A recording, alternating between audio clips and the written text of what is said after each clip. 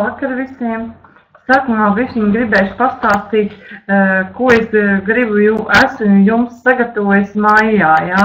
Tāpēc, kad maijs būs kaut kas īpašs un var teikt, kad ir sākusies vasara gandrīz, un tieši maijā man gribējās kaut ko savādāk, nevis tikai lekcijas un parasti daudz recepšu, jā, kurus mēs bieži pierakstām un ļoti bieži nācies dzirdēt, ka tās receptītes tā skaisti guļ plauktiņā un netiek izmantotas.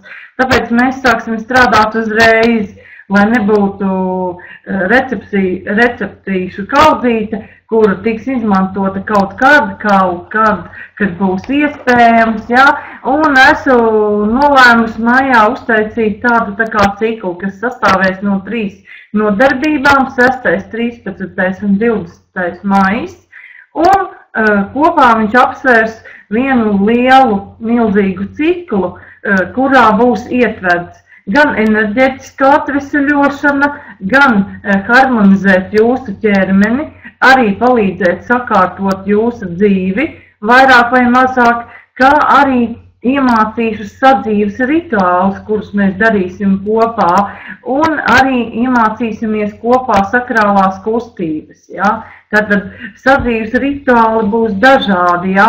No, var teikt, centēvu tādām receptēm, kuras varbūt kādreiz tika pielietotas, tagad netiek pielietotas, sen aizmirstas, ja? Un viens no tādiem veciem aizmirstiem rituāliem ir laimes poga, kas tāda vispār tāda ir, daudz prasa, patiešām tikai vienkārša poga, amulets, kas ieprogrammēts nest laimi, talismans, ko nedrīkst pazaudēt, to nedrīkst arī noraut, par tās spēku nereti pārliecinājušies ir gan karavīri, gan sportisti, ceļotāji un visi tie, kas ir tam noticējuši un arī šo pogu izveidojuši. Mīļi cilvēki visbiežāk māca vai vecmāmiņas piešūt pogu šī dieva. Poga nes veiksmi, šādu pogu tās īpašniekam tā vien gribas šad paglaudīt, pavirpināt, un darot tā cilvēks neapzināti uzņem pozitīvo lādiņu, un kas to vienmēr pavada un gādā par veiksmi, likteņa simbols. Sanāk pogas vietā apģērbam bieži vien piešo monētu 4 izdurtiem vai izsistiem caurumiņiem, to uzskatīja par likteņa simbolu. Bet diegā veidot zīmi piešojot pogu audumam līdzinājas kādai no runām. Šāda poga iedarbojas kā vārdojums, piesaistot no apkārtējās pasaules to, kas īpašniekam visvairāk nepieciešams.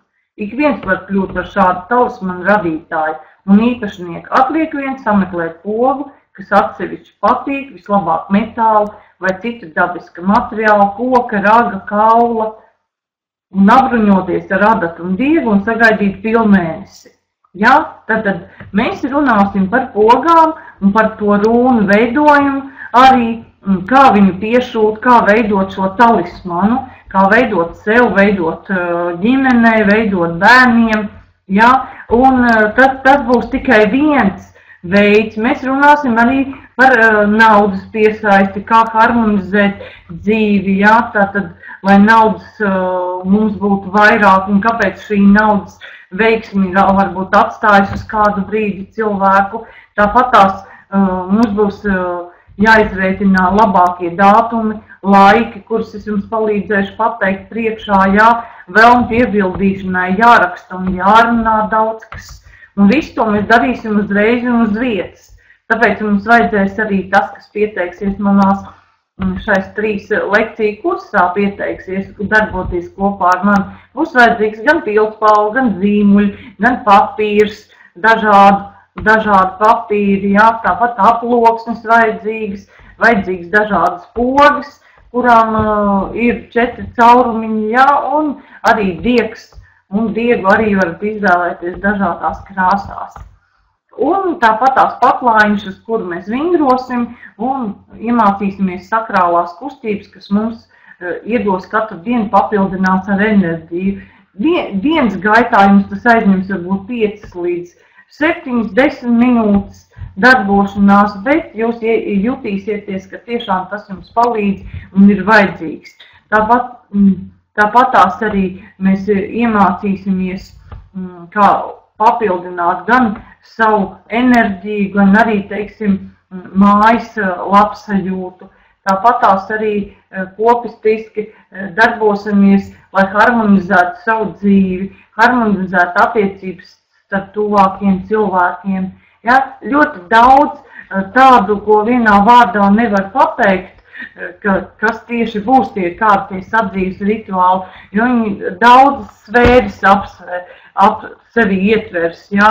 Tāpatās arī gan talismani, kurus mēs veidosim arī priekš naudas plūsmas, jā, tāpatās arī afirmācijas, kuras mēs skaitīsim kopā, un ļoti daudz tādas lietas, kuras vienā vārdā nevar pateikt, jā, līdz ar to ņemot vērā katrs talismans vai kaut kāds sadzīves rituāls, kur jūs būsiet iemācījušies kopā ar mani, jūs varēsiet izmantot to gan savā dzīvē, gan ar saviem tuviniekiem, draugiem, radiem un visu pārējo, jā, un viņš pilnveidos jūsu dzīvi, jā.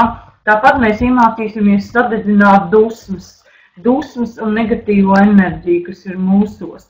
Nevis tikai ar vienkāršu metodīti, kur jau esam mācījusi, bet būs arī daudz citas veidi, jā, kā šīs dusmas arī iemācīties kontrolēt, jā. Tāpat tās arī ņemiet vērā, ka tām jābūt arī tādām dusmām, kad pat dažreiz ir jāsaprot, uz ko šīs dusmas ir, tāpat uz ko vērstas viņas ir. Jā, un līdz ar to tikai tad, kad mēs esam sapratuši šo te jēgu, tad mēs varam arī šīs dusmas pārvaldīt. Jā. Līdz ar to, var teikt, šo te 3 nedēļu garumā būs uzlabojusies gan jūsu pašsajūta, gan enerģijas daudzums vairojies, gan arī, es domāju, būs tādas lietas, ko jūs pēc tam ienesīsiet savā ikdienas dzīvē un sapratīsiet, ka tas ir tas, kas varbūt sen jums bija vajadzīgs. Ja? Tad domāju, ka jums tas patiks un būsiet apmierināti, ja? Jo tie, kas ir jau šīs lietas kaut kad nākuši pie manī mācīties, arī es vadu lekcijas, arī tāpatās vadu viņas arī uz zemes, ja? Un tad visi bijuši vienmēr ļoti apmierināti, jo tās lietas ir tādas, ko var izmantot ļoti vienkārši. Ja? Tāpatās arī mēs runāsim arī par tādām lietām, kā aizsargāt ne tikai sevi, bet arī aizsargāt savus tuviniekus. Mēs iemācīsimies arī kopā, kā var cilvēks pats uzstrāvot ūdeni, un ar kādām enerģijām var uzstrāvot ūdeni.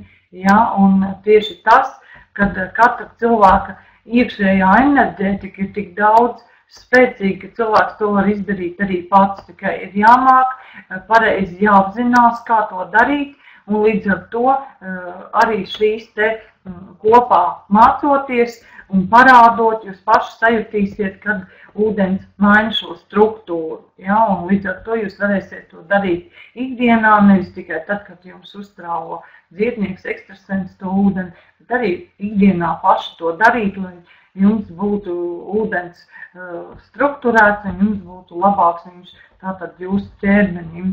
Ja, tāpatās arī mēs apzināsim savu prāta apziņas līmeni, ja, jo bieži cilvēks meklē zemapziņu kaut kur un kas tur notiek, bet viņš pat parastā prāta apziņas līmenī daudzas lietas neizprot. Un man pat ir bijis tādi jautājumi, ka cilvēks saka, kā lai es zinu, kura ir intuīcija, kas ir zemapziņa un prāts, ja? Un kurš tad ir pirmais, kurš atnāk. Mēs papētīsim arī šīs lietas, kurš ir pirmais, ja? Un līdz ar to mēs varēsim arī saprast, kas tad ir un kā pareizi mums uz ko reaģēt, jo bieži cilvēka prāts ar zemapziņu taisa tādu dueli, un ļoti bieži jūs esat varbūt pieķēruši sev pie šī te tādas domas, ka jūsos ir tā kā 2 cilvēki un viens ar otru strīdās, ka pa priekšu ir tāda informācija, un pēc tam te jūs to informāciju prāts viņu paņem un noliek, var teikt, tā kā malā un pasaka, nē, šitas nav tas, un tev ir jādara tā, un beigās prāts šo zemapziņu, šo intuīciju ir noslāpējis. Ja? Tātad mēs mācīsimies izprast šīs prāta spējas, intuīciju, savējo iekšējo un kopā ar sakrālajām kustībām. Sakrālās kustības būs tās, kas palīdzēs jums uzņemt enerģiju, kura palīdzēs, teiksim, tiešām jums būt pilniem enerģijas, un līdz ar to arī jūs neslimosiet un būsiet veseli. Ja? Tātad tas ir ļoti svarīgi. Tas laikam arī būtu īsumā viss par māju. Visi tie, kas mājā vēlēsies būt kopā ar manīm, vienmēr jābūt ir vismaz pusotru litrīgai ūdens pudelei, zīmuliem, krāsainiem, parastam zīmulim, pildspālei, papīram, mazam tepiķītim, kur jūs varēsiet atgulties, ja, lai kopā veiktu vingrinājums ar manīm, vai nu sēdas, vai nu guļas. Ja. Tātad, lai jums pārdomā mazs laiks un piesakieties arī uz māju. Tagad pārsvarā mēs pāriesim jau uz